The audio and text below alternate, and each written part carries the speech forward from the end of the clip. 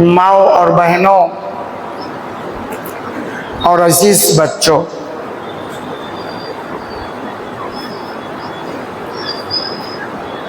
इंसान को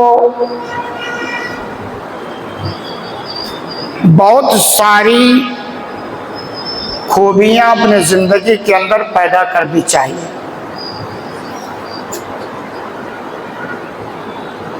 इस चीज को तकरीबन हर इंसान मानता है, लेकिन कुछ ऐसी खूबियां हैं जिसको हर शख्स मानता है कि ये खूबी है। किसी भी धर्म का हो, किसी भी मजहब का हो, किसी भी मुल्क का हो, उसके खूबी होने का कोई इनकार नहीं कर सकता है। और बसा औकात वो खूबी जब जिंदगी के अंदर पैदा हो जाती है तो दुश्मन भी ना चाहते हुए उस खूबी की गवाही दे ही देता है। कहा जाता फला के अंदर ऐसी खूबी है कि उसका दुश्मन भी मानता है कि साहब है। उन्हीं खूबियों में से एक खूबी सच्चाई है कि आदमी अपनी जिंदगी में सच्चाई को लाजिम कर ले तो एक ऐसा दिन आएगा कि उसका दुश्मन भी मानेगा कि साहब हमारे दुश्मन तो है लेकिन ये झूठ नहीं बोलता, सच बोलता है। इसी की तर्जुमानी आप सही बुखारी के हवाले से वो वाकया समात फरमाएं कि किस तरह नबी करीम सल्लल्लाहु अलैहि वसल्लम को नबूवत के बाद मक्का में जुटलाया जाता रहा, लेकिन जब उन्हीं के बारे में उन्हीं मक्का वालों में से किसी शख्स से बाहर पूछा गया कि भाई तुम्हारे यहाँ जो रसूल होने का दावा करते हैं उनका मिशन क्या है,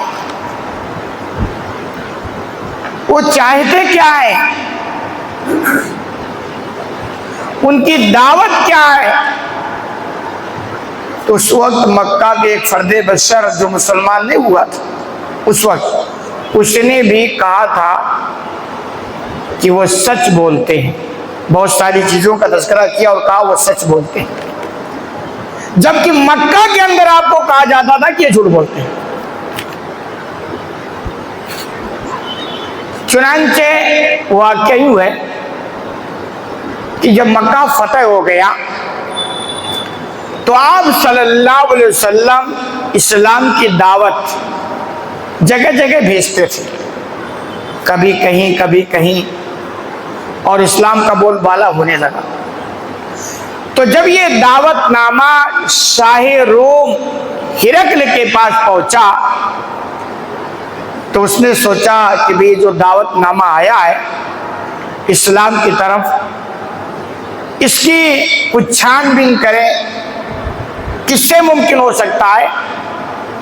तो इत्तेफाक से उस वक्त अबू सुफियान भी उसी रूम मुल्क शाह रूम के यहाँ यानी मुल्क रूम में मौजूद थे।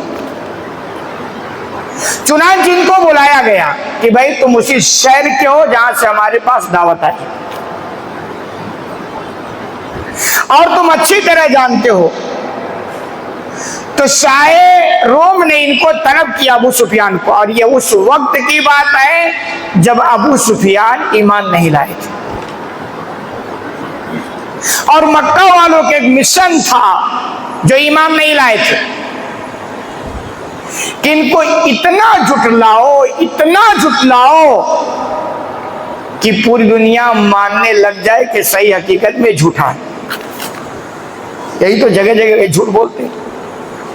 کبھی کہا جاتا ہے ان کو جادوگر کا لیبل اتنا لگاؤ کہ پوری دنیا مان جائے کہ یہ جادوگر ہے۔ اسی ابو سفیان سے جب شاہ روم نے پوچھا ما یقول، وہ جو تمہارے ہاں نبی ہونے کا دعویٰ کرتے ہیں، نبی پیدا ہوئی ہے، بھئی وہ کہتے کیا ہے، کیا چاہتے ہیں؟ ہمارے پاس بھی بزبان حال دعوت نامہ آیا ہے، لیکن چاہتے کیا ہے؟ ابو سفیان نے اس کو جواب دیا اعبد اللہ وحدہ یقول، وہ کہتے ہیں پہلی چیز کہ صرف اللہ کی بندگی کرو، وحدہ صرف اللہ کی بندگی کرو۔ پہلی دعوت ان کی یہی ہے، اور تمام انبیاء کی ہی دعوت ہے۔ اور انبیاء کے مبعوث کیے جانے کا مقصد یہی ہوتا ہے کہ وہ اللہ کے بندوں کو دوسروں کی بندگی سے نکال کر اللہ کی بندگی کی طرف لائیں، کیونکہ انسان کی تخلیق کا مقصد ہی وما خلقت الجن والانس الا لیعبدون، اس مقصد کے لیے انبیاء بھیجے جاتے ہیں اور انبیاء اپنے اس مشن میں بھرپور کام کرتے ہیں۔ تو ابو سفیان کہتے ہیں کہ بھائی وہ یہ کہتے ہیں کہ صرف اللہ کی بندگی کرو، بزبان حال مکہ والے 360 کی بندگی کرتے تھے، تو پنگا تو ہونا ہی ہے ایک دعوت۔ اور کیا کہتے ہیں وَلَا تُشْرِكُ بِهِ شَيْئًا، اس کے ساتھ کسی کو شریک مت ٹھہراؤ، یعنی عبادت ایسی کہ بھائی خالص اس عبادت میں کسی کو شریک نہیں کر سکتے۔ جبکہ اگر یہ ہوتا کہ چلو بھائی اس کی بھی کر لو ان کی بھی کر لو تو دنیا بھی مانتی ہے، بھائی جن کے یہاں ہزاروں ہے سینکڑوں ہے ایک اور صحیح، تو کوئی پنگا نہیں ہے۔ پنگا دراصل یہ تھا کہ وہ یہ نبی کہتے صرف میرے معبود کی بندگی کرو، اور یہی ہے کہ وہ حقیقت میں معبود حق ہے، یہ دعوت ہو۔ اور کیا کہتے ہیں، اور یہ کہتے ہیں وَاتْرُكُوا مَا يَقُولُ آبَاؤُكُمْ، اور وہ یہ بھی کہتے ہیں کہ جو تمہارے باپ دادا کہتے تھے نا اس کو چھوڑ دو، یعنی باپ دادا کا جو طور طریقہ تھا، جس پر وہ تھے، جو ان کا رسم و رواج تھا، ان کے جو کلچر تھے جو ان کے مذہب سے ٹکراتا ہے، وہ کہتے ہیں ان سب کو چھوڑ دو۔ اور ایک جاہل قوم کے لیے بڑا مشکل کام ہوتا، آپ بھی سنتے ہیں نا یار، کہتے ہیں کہ اس کام کو مت کرو، ہمارے بڑے بڑے لوگ کرتے آئے ہیں، ہمارے باپ دادا کیے ہیں، ہمارے خاندان میں ہوتا چلا آیا ہے، تو ہم کیسے چھوڑ دیں؟ یہ بیماری ہے نا، آج بھی بیماری ہے۔ بہت ساری وہ رسم و رواج آپ دیکھیں اس لیے نہیں چھوڑا جاتا کیونکہ یہ پہلے سے ہوتا آیا، تو اس کو کیسے چھوڑ دیں؟ جبکہ مانتے ہیں کہ یہ غلط ہے، لیکن یہ کہ باپ دادا کے طور طریقوں کو کیسے چھوڑ دیں؟ تو وہ کہتے ہیں، وہ یہ بھی کہتے ہیں، ابو سفیان نے کہا کہ باپ دادا کے طریقوں کو چھوڑ دیں۔ وَيَأْمُرُنَا بِالصَّلَاةِ، اور وہ ہمیں نماز کا حکم دیتے، یعنی اپنے ماننے والوں کو حکم دیتے کہ نماز پڑھا کرو۔ اور کیا کہتے ہیں وَالصِّدْقِ، اور یہ بھی کہتے ہیں سچائی کو اختیار کرو، سچ بولو۔ بہت ساری باتیں بتائی، انہیں میں سے یہ بھی کہا کہ سچائی کو اختیار کرو۔ آپ جو یہ باتیں ہیں بنیادی باتیں ہیں، اگر ان پر غور کریں گے تو یہ وہ باتیں ہیں جن پر سماج کی اصلاح کا دار و مدار ہے، سماج کی اصلاح کا دار و مدار ہے۔ تو وہ کہتے ہیں، وہ یہ بھی کہتے ہیں کہ سچائی کو اختیار کرو، سچ بولو، والعفاف، اور وہ یہ بھی کہتے ہیں پاک دامنی اختیار کرو۔ پاک دامنی، ہر طرح کی پاک دامنی ہو، حرام نہ ہو، بدنگاہی نہ ہو، کسی کی عزت سے کھلواڑ نہ ہو، زنا نہ ہو، جسم کی پاکی، نگاہ کی پاکی، ہر شے کی پاکی۔ تو کہتے ہیں، وہ یہ کہتے ہیں پاکی اختیار کرو، اور وسیلہ، اور یہ بھی کہتے ہیں رشتوں کو جوڑنے کا کام کرو، توڑنے کا نہیں۔ ایک ایک چیز جو ابو سفیان نے گنائی ہے نا، اس پر غور کریں تو یہ وہ چیز ہے کہ اگر اس کو انسانیت یا کوئی سماج اپنا لینا تو سماج میں سدھار آئے گا، اور کوئی سماج اگر چاہتی کہ اصلاح ہو اور ان چیزوں کو نہ اپنائے تو سدھار نہیں ہو سکتا۔ چنانچہ پہلی دعوت اللہ کی بندگی کرو۔ جب تک بندہ اپنے رب سے جڑے گا نہیں، اس کی سدھار کیسے ہوگی؟ بھئی دنیا میں سارے لوگ کوشش کرتے نا سدھار ہونے کی، اتنے سخت قانون بنائے جاتے ہیں، اصول بنائے جاتے ہیں، کیمرے لگائے جاتے ہیں، یہ سب سدھار کے لیے کہ انسان سسٹم سے چلے، اصول سے چلے، لیکن سب دھرا کا دھرا ہے، جتنا نتیجہ دکھنا چاہیے وہ نہیں دکھ رہا ہے۔ کیوں؟ دنیا والوں کو یہ پتا ہونا چاہیے کہ جب تک بندے کا رشتہ اس کے معبود سے نہیں جوڑا جائے گا بندہ سدھر نہیں سکتا۔ تو اللہ کی عبادت سے بندہ جڑے گا تب سدھرے گا۔ اب مثال دیکھ لیں، ہماری زندگی آزاد ہوتی ہے، ہم بگڑے ہوتے ہیں، جیسے بندہ چاہتا کہ میں سدھروں، پہلا کام جانتے کیا کرتا ہے؟ وہ مسجد سے جڑتا ہے، اللہ کی عبادت سے جڑتا ہے، کیونکہ اس میں سدھار کی طاقت ہے، اس کے ذریعہ سدھار کی طرف پیدا ہوتی ہے۔ تو بندگی جب تک نہیں ہوگی اللہ کی، بندہ سدھر نہیں سکتا۔ اور کیا کہا کہ بھئی شرک نہیں ہونی چاہیے۔ دنیا میں دیکھ لو، شرک وہ بیماری ہے کہ بندہ مشرک بھی رہے اور سدھر جائے، ایسا ہو نہیں سکتا۔ بھئی مکہ والوں کے اندر کیا نہیں بگاڑ تھا عرب کے اندر؟ کیوں؟ 300 سال کی وہ بندگی کرتے تھے۔ جب آپ اصل معبود کو چھوڑ کے بیٹھ جاؤ گے تو پھر یہی ہوگا۔ اور شرک کے ہوتے ہوئے، کیونکہ مشرک کو اللہ سخت ناپسند ہے، اللہ شرکوں کو پسند نہیں کرتا۔ تو اللہ جس چیز کو نہیں پسند کرتا اس چیز کو کرنے والوں کو اللہ سدھرنے کی توفیق کیسے دے دے گا؟ سوال ہی نہیں پیدا ہوتا ہے۔ تو سماج کا سدھار اگر ہونا چاہیے تو عبادت صرف بندگی اللہ کی اور شرک کا خاتمہ ہونا چاہیے، اور کہ باپ دادا کے طریقوں کو چھوڑ دے۔ آپ سدھرنا چاہتے تو چھوڑو۔ سدھار اس لیے نہیں ہے کہ باپ دادا کے طریقوں کو چھوڑنا نہیں چاہتے۔ بہت سارے آپ دیکھیں گے وہ محرم کا جلوس لوگ نکالتے ہیں، کیا نہیں ہوتا ہے، ڈھول تانسے میوزک پتہ نہیں کیا ہوتا ہے، اسلام مکمل پابندی لگاتا ہے۔ وہ لوگ اس کام کو کرتے ہیں جو اس کو غلط مانتے ہیں، اور بات یہ کہی جاتی کہ چونکہ یار یہ پہلے سے ہوتا چلا ہے، اس کو ہم روک کیسے دیں؟ تو باپ دادا کا طریقہ آ گیا۔ جب تک انسان یہ جذبہ نہ لے کے اٹھے کہ بھائی جو غلط ہے تو غلط ہے، چاہے ہمارے باپ دادا کرتے آئے چاہے پردادا کرتے آئے، اس کو چھوڑا جائے گا، سدھار نہیں ہو سکتا۔ تو اسلام سماج کی اصلاح کے لیے ضروری ہے بندگی صرف اللہ کی ہونی چاہیے، شرک کا خاتمہ ہونا چاہیے، اور باپ دادا کے طریقوں کو چھوڑنے کا جذبہ ہونا چاہیے۔ اگر یہ چیزیں نہیں ہوں گی سماج میں سدھار ناممکن ہے، ہو ہی نہیں سکتا ہے۔ اور آگے فرمایا کہ نماز کا حکم دیتے ہیں، ظاہر سی بات ہے، بندہ جتنا مضبوطی سے بندہ اللہ سے جڑا رہے گا جب جا کے سدھار ہوگا۔ بھائی ان الصلاۃ تنہی عن الفحشاء والمنکر، قرآن اعلان بھی کرتا ہے کہ نماز منکر و بے-حیائی سے روکتی ہے۔ جتنا زیادہ مضبوطی کے ساتھ بندہ اللہ سے جڑا ہوگا سدھار کی جانا سے۔ اور نماز وہ عبادت ہے کہ بندہ 5 بار کاروبار سب چھوڑ چھاڑ کے اللہ کی بات کے لیے مسجد میں حاضر ہوتا۔ نماز کے بغیر سدھار نہیں ہو سکتا۔ اور آگے فرمایا سچائی کا حکم دیتے، بتائیں وہ سماج جس میں سارے کے سارے جھوٹے لوگ ہوں اس میں آدمی چین سکون سے جی سکتا ہے؟ سارے برائیوں کی جڑ جھوٹ ہے، سارے اچھائیوں کی جڑ سچائی ہے۔ جس سماج میں سدھار چاہیے اس سماج والوں کے لیے چاہیے کہ سچائی کا دامن پکڑ کے رکھیں، جھوٹ کو اپنے قریب آنے نہ دیں، پھر جا کے سدھار ہوگا۔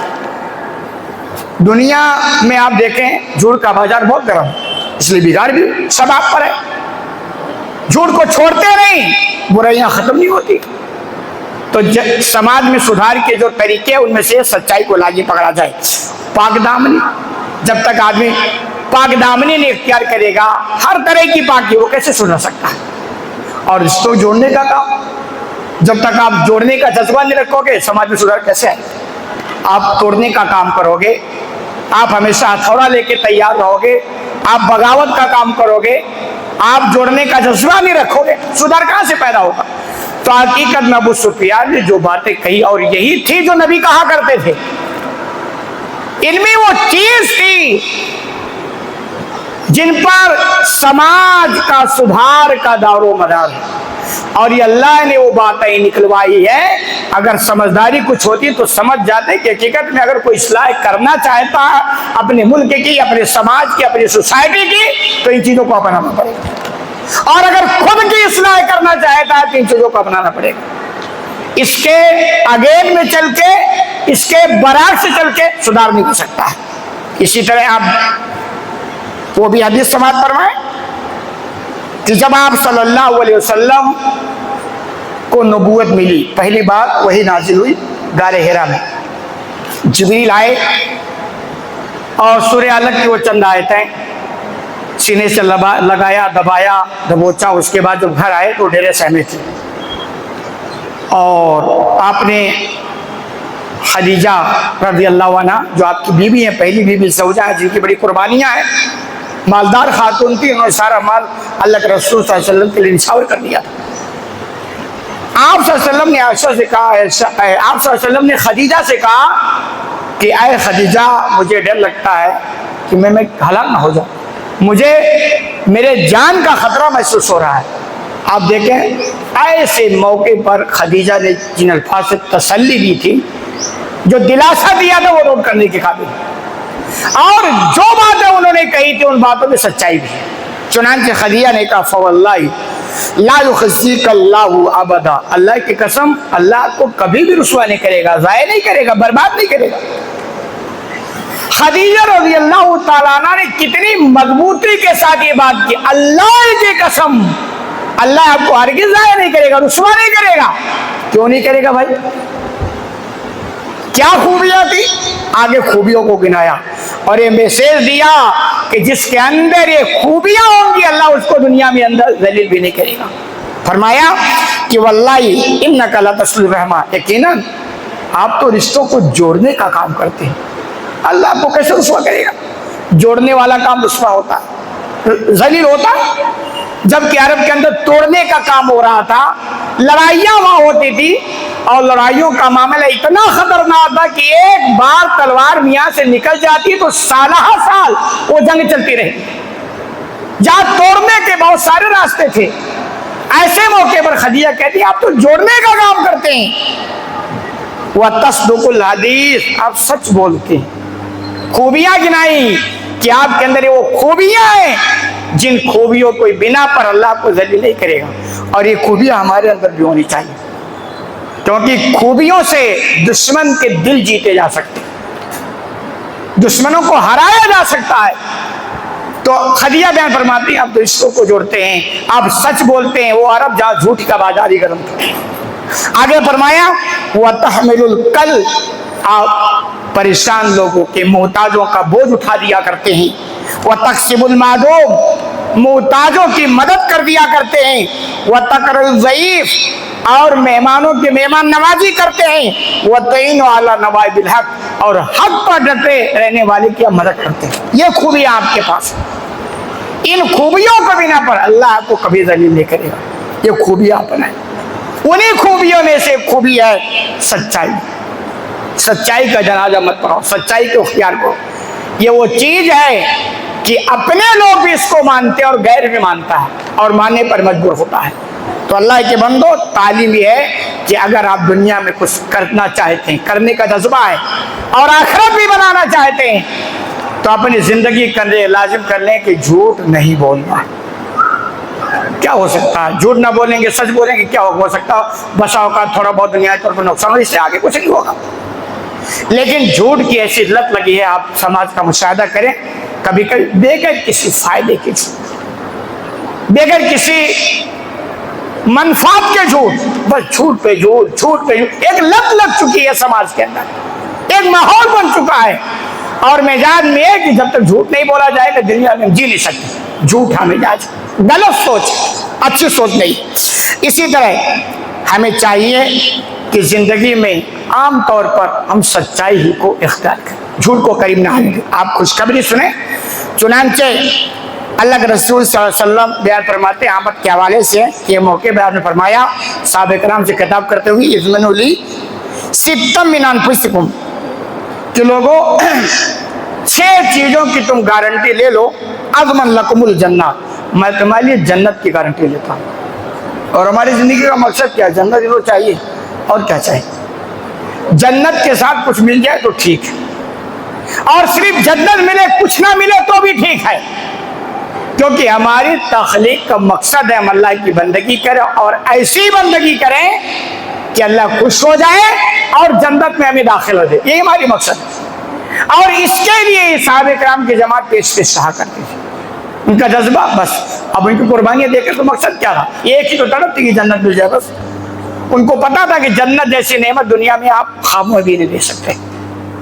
تو آپ فرماتے ہیں لوگوں تم 6 چیزوں کی گارنٹی لو، ضمانت لو، میں تمہارے لیے جنت کی ضمانت لیتا ہوں۔ پھر آپ نے اس میں پہلی چیز بنایا، اصدقوا اذا حدثتم، جب تم بولو گفتگو کرو تو سچ ہی بولو۔ یعنی اگر آپ نے زندگی میں سچائی کا خاتمہ کر دیا تو پھر جنت کی گارنٹی نہیں۔ کوئی آپ نے ایک دیوار تو گرا دی، تو اور غور کریں، پہلی چیز پر آپ نے کہا کہ جب تم بولو تو سچ ہی بولو۔ اگر اس چیز کی گارنٹی لیتے ہو کہ سچ ہی بولیں گے تو جنت کی گارنٹی۔ آگے آپ نے فرمایا وَأَوْفُوا إِذَا وَعَدتُّمْ، اور جب وعدہ کرو تو اس کو پورا کرو۔ آپ کی باتوں پر غور کریں نبی کے، اور ساتھ ہی سماج پر بھی نگاہ رکھیں کہ بھئی کیا ہو رہا ہے۔ آپ دیکھیں گے جو تعلیم نبی نے دی ہے، آپ دیکھیں گے مسلمان اس کے الٹا ہی کرنے کو۔ نبی کہتے ہیں تم سچ بولو میں جنت کی گارنٹی لیتا ہوں، مسلمان کہتا ہے زبان حال بزبان حال، یعنی اپنی حالت سے کہ نہیں صاحب ہمیں جھوٹ بولنا ہے۔ جھوٹ کے ساتھ اگر جنت ملا تو ٹھیک ہے، ورنہ آپ کی جنت آپ کو مبارک، بزبان حال اپنی حالت سے یہ بتا رہا ہوتا ہے۔ اور آپ فرماتے ہیں سچ بولو جنت کی گارنٹی میں دیتا ہوں، وعدہ کرو اس کا پورا کرو جنت کی گارنٹی میں دیتا ہوں۔ وَعَدُّوا إِذَا تُمِنْتُمْ، اور جب تمہیں امانت دی جائے تو تم اس کو لوٹا دو ایمانداری کے ساتھ۔ آپ دیکھیں جو آپ نے کہا اس کے الٹا، آپ کہتے ہیں سچ بولو، جھوٹ بولتے ہیں۔ آپ کہتے ہیں کہ بھئی وعدہ خلافی مت کرو، مسلمانوں کا حال کیا؟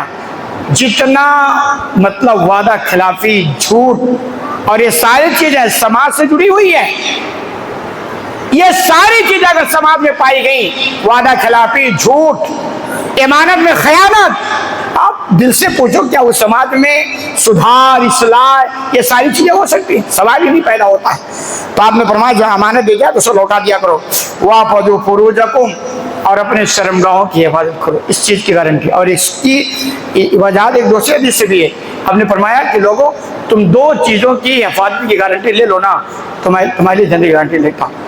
اس میں آپ نے کہا ایک زبان اور ایک شرمگاہ، اور یہاں بھی آپ نے فرمایا کہ تم شرمگاہ کی حفاظت کرو، اس کی گارنٹی لو، میں تمہارے لیے جنت کی گارنٹی لیتا ہوں۔ اور شرمگاہ کی حفاظت کا مطلب زنا کے جتنے اسباب ہیں، جتنے طریقے ہیں، جن چیزوں کے ذریعہ زنا کے قریب ہونے کے طریقے ہموار ہوتے ہیں، ان ساری چیزوں کو اپنے آپ سے بچائیں گے۔ جوانوں کے لیے اس میں زبردست نصیحت ہے کہ اگر جنت چاہیے تو ان کی گارنٹی لو۔ آگے آپ نے فرمایا وَكُفُّوا أَيْدِيكُمْ، اور اپنے ہاتھ کو روک کے رکھو، یعنی اللہ نے آپ کو طاقت دیا، دھن دولت، کرسی، عہدہ، ان کا غلط استعمال کر کے کسی پر ظلم مت کرو۔ ظالم کو اللہ پسند نہیں کرتا ہے، اللہ ظلم بھی نہیں کرتا اور ظلم کو پسند بھی نہیں کرتا ہے۔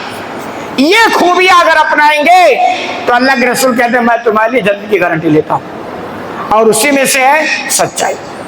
سچائی کے بغیر تو مسئلہ ہی نہیں حل ہونے والا۔ وہ آپ سنیں حدیث کہ سچائی یہ نیکی کی طرف رہنمائی کرتی ہے اور وہ نیکی جنت تک لے جاتی ہے، اور جھوٹ یہ گناہوں کی طرف رہنمائی کرتی ہے اور وہ گناہ آپ کو جہنم تک پہنچا کے چھوڑے گی۔ تو اللہ کے بندو، اسلام کی جو خوبیاں ہیں انہیں میں سچائی بھی ہے۔ مسلمان اور جھوٹ یہ اکٹھا نہیں ہونا چاہیے، مسلمان سچا ہی ہوتا ہے، حقیقی مسلمان سچا ہوتا ہے۔ اگر مسلمان ہو اور جھوٹ بولتے ہو تو وہ مسلمان تو نہیں ہو، باقی سماج والے مسلمان ہو، خاندانی مسلمان ہو، کیونکہ مسلمانوں کے یہاں جھوٹ ہوتا نہیں ہے۔ اسے آپ اچھی طرح سمجھیں۔ بات ختم کرتے ہیں۔ اللہ رب العالمین سے دعا ہے کہ الہ العالمین تمہیں کہہ